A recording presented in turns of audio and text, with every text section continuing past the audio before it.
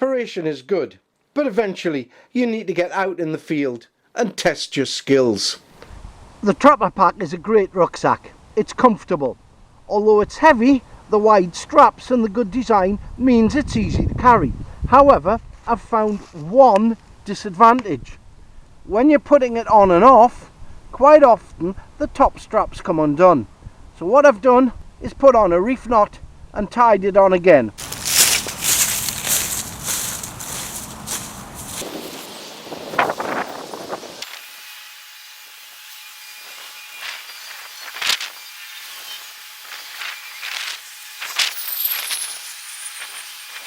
Maybe not the most effective shelter in the world, but it will protect me if it rains, and the rains will run off the two sides that are down. So water won't collect in the top, it will keep me dry while I'm brewing up or doing some other job between showers.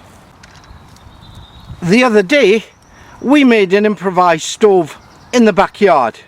Now I've come out, I've found a can, and I'm going to try and make one that works out in the field right now.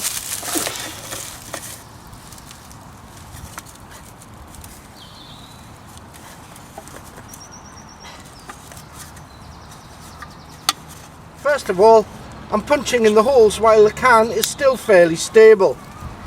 Then I'm going to put a hole in it and cut round using the scissors.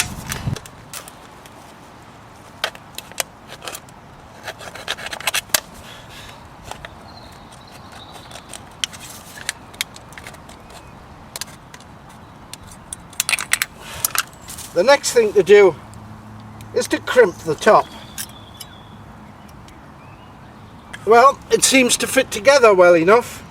The proof of the pudding, however, is in the eating, or rather, the cooking.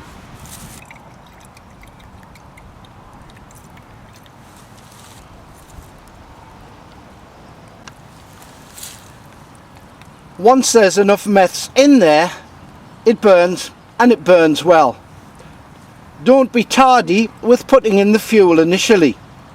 You've got to get the whole thing warmed up properly so that it works well, as it is now. When you've finished, it's time to dismantle, pack away, make sure you've got all your kit, and leave the place as you found it. You don't need to go deep into the countryside. All you need is an area where you can get on relatively undisturbed. You can hear the traffic in the background. We're not far from a main road, but luckily this area is a little bit difficult to get to. Not impossible, and kids do use it, but not very often. However, be aware that you make a path, make it often enough, and it stays visible. So choose different ways in and out from your selected location. A couple of quick comments about the pack. The large lid makes it easy to keep stuff inside, even though there's not a snow lock. The extra strap that I made has seated in, so what I'll need to do is tighten it up. I've taken out the stuff I need for the moment, but I've fastened up the rucksack, so if I have to depart quickly, I can grab my stuff very easily and go.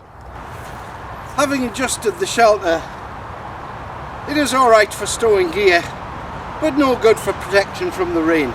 It's all down to the fact that the ground is rotten and you can't really pull it out taut. I've relocated the Zeltbahn to a few feet away where it's real soil rather than rubble.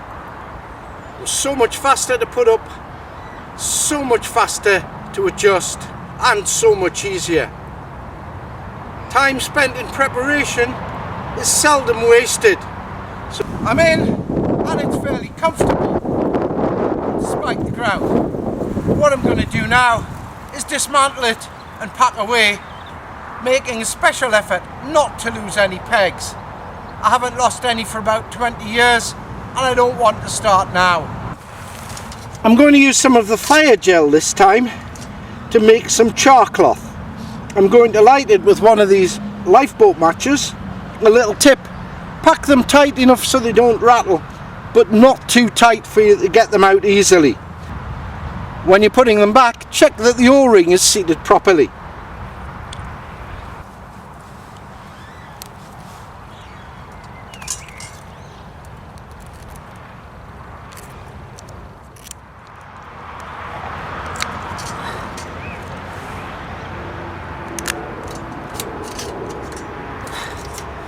Well, the fire gel goes in as a block, but I have heard that it turns into a liquid once it's burning.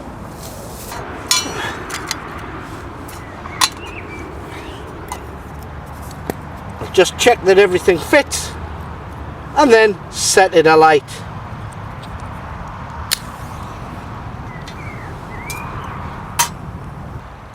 The gel has turned into a liquid and is bubbling, and the cloth is charring, as you can see by the smoke, and it's really stinking. If the char cloth is done before the fuel is spent, I'll put some water in the cup and start to boil up some lunch. The gel has burned very quickly and I'm not sure that everything is charred. However, I'll seal the hole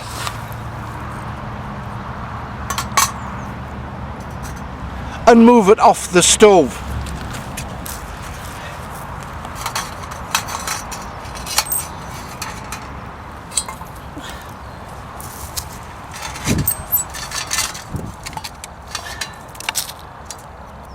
There's a real black residue at the bottom of the small tray.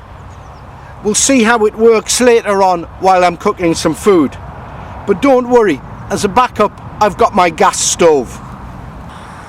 Well, it's just about stopped smoking, so we'll give it a few seconds more, then put the coin on top and take it off the flames. Then we should have a reasonable amount of charcloth.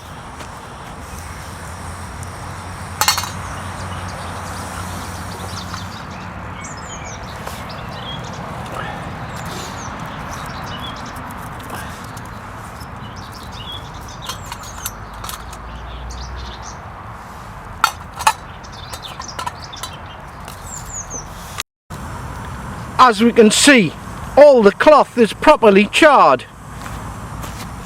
Because the material that you char loses a lot of bulk, it's usually a good idea to avoid thin cotton. Always clean your cooking pot out as soon as you can in the field. It means you've got it ready next time. Don't be a scruff and leave all your dishes dirty till you get home. A pad of grass makes a good little cleaner that's not too rough on pots. It's great if you've got non-stick cookware, but it doesn't really matter on military aluminium. The gel and the gas haven't left much of a residue on the bottom of the pot. However, I'm still going to clean it off in the field. A word about water. I've got one canteen here. I've had a couple of mouthfuls, used 300ml for the noodles and 200ml for a cup of tea, and it's almost empty. I'm going to have to carry more than this if I'm going to stay out for a whole day or even overnight, or make sure I've got resupply points. When you're ready to move on, make sure you've left no trace. So, get out there. Get training, you know, makes sense, it'll serve you well.